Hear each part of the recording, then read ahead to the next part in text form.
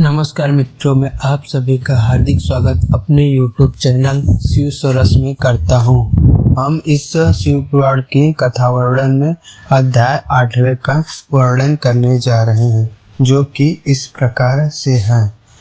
श्री शिव महापुराण महात्म्य समाप्ति के बाद से विद्वेश्वर संहिता प्रथम अध्याय प्रयाग से सूत जी से मुनि का तुरंत पाप नाश करने वाले साधन के विषय में प्रश्न जो है, अंत में मध्य में नित्य मंगल है, जिनकी समानता अथवा तुलना कहीं भी नहीं है, जो आत्मा के स्वरूप को प्रकाशित करने वाले देवता परमात्मा है, जिनके 5 मुख हैं और जो खेल ही खेल में अनायास जगत की रचना पालन और संहार का अनुग्रह एवं तिरोभाव रूप 5 प्रबल कर्म करते रहते हैं, उन सर्वश्रेष्ठ अजर अमर ईश्वर अंबिकापति भगवान शंकर का मैं मन ही मन चिंतन करता हूँ।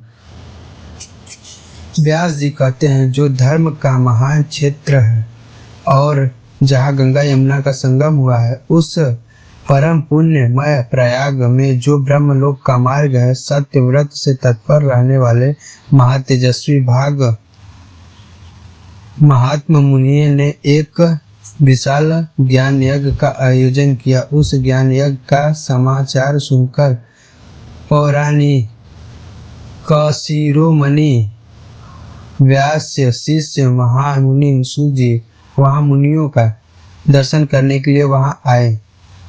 सूत जी को आते देख जब सब मुनि हर्ष से खिल उठे और अत्यंत प्रसन्नचित्त से उन्होंने उनका विधिवत स्वागत साक्षात्कार किया। तत्पश्चात उन प्रसन्न महात्माओं ने उनकी विधिवत स्तुति करके विनय पूर्वक हाथ जोड़कर उनके इस प्रकार कहा, सर्वज्ञ विद्वान रोमहर्षण जी का आपका भाग्य बड़ा भारी है।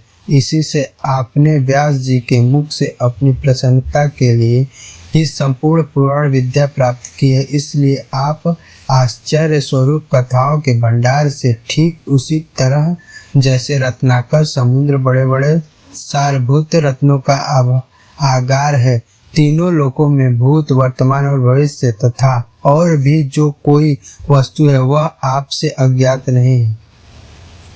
आप हमारे सौभाग्य से इस यज्ञ का दर्शन करने के लिए यहाँ पधार गए और इसी ब्याज से अब हमारा कुछ कल्याण करने वाले हैं, क्योंकि आपका आगमन निरर्थक नहीं हो सकता।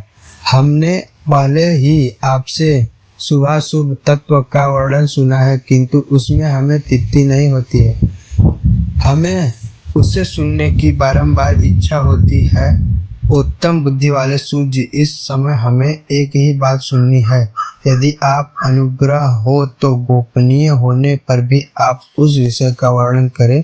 घोर कलयुग आने पर मनुष्य पुण्य कर्म से दूर रहेंगे, दुराचार में फंस जाएंगे और सत्य के सब सत्य भाषण से मुंह फेर लेंगे, दूसरों की निंदा में तत्पर रहेंगे, पराये धन को हड़प लेने की इच्छा करेंगे, उनका मन पराई स्त्रियों में आसक्त रहेगा तथा वे दूसरे प्राणियों की हिंसा किया करेंगे, अपने शरीर को ही आत्मा समझेंगे, मूल नास्तिक और पशु बुद्धि वाले होंगे, माता पिता से द्वेष करेंगे, ब्राह्मण लोभ रूपी ग्राह से ग्रास बन जाएंगे, वेद बेचकर जीविका चलाएंगे, धन का उपार्जन करने के लिए ही विद्या का अभ्यास करेंगे और मद से मोहित रहेंगे, अपनी जाति के कर्म छोड़ देंगे, प्रायः दूसरों को ठगेंगे, तीनों काल की संध्योपासना से दूर रहेंगे और ब्रह्म ज्ञान से शून्य रहेंगे। समस्त क्षत्रिय भी स्वधर्म का त्याग करने वाले होंगे, कुसंगी पापी और व्यभिचारी होंगे, उनमें शौर्य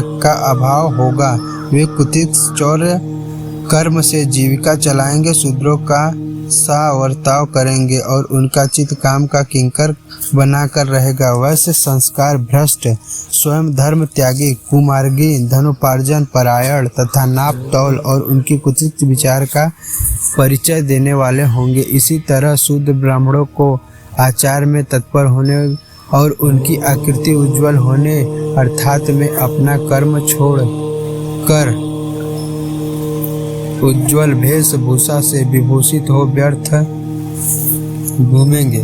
वे स्वभावतः ही अपने धर्म का त्याग करने वाले होंगे। उनके विचार धर्म के प्रति होंगे, वे कुटिल और दिव्य जंदिक होंगे। यदि धनी हुए तो कुकर्म में लग जाएंगे, विद्वान हुए तो वाद विवाद करने में लग जाएंगे। अपने को कुलीन मानकर चारों वर्णों के साथ वैवाहिक संबंध स्थापित करेंगे, समस्त वर्णों को अपने संपर्क से भ्रष्ट करेंगे। वे लोग अपनी अधिकार सीमा से बाहर जाकर द्विजोचित सत्कर्मों का अनुष्ठान करने वाले होंगे। कल युग की स्त्रियां प्रायः सदाचार से भ्रष्ट और सदा पति का अपमान करने वाली होंगी, सास ससुर से द्रोह करेंगी, किसी से भय नहीं मानेंगी, मालिन भोजन करेगी, कुत्सित हाव भाव से तत्पर होगी और उनका शील स्वभाव बहुत ही बुरा होगा और वे अपनी पति की सेवा से सदा ही विमुख रहेंगे। सूत जी, इस प्रकार जिसकी बुद्धि नष्ट हो गई, जिन्होंने अपने धर्म का त्याग कर दिया, ऐसे लोगों को इलोक और परलोक में उत्तम गति कैसे प्राप्त होगी? इसी चिंता से हमारा मन सदा व्याकुल है। परोपकार जो समान दूसरों कोई धर्म नहीं है, अतः जिस छोटे से छोटे उपाय से इन सब पापों का तत्काल नाश हो जाए, उसे इस समय क्रियापूर्वक बताइए, क्योंकि आप समस्त सिद्धांतों के ज्ञाता हैं। इस तरह अध्याय 8वां भी समाप्त होता है और शेष अध्याय का वर्णन 9वें में हम करेंगे।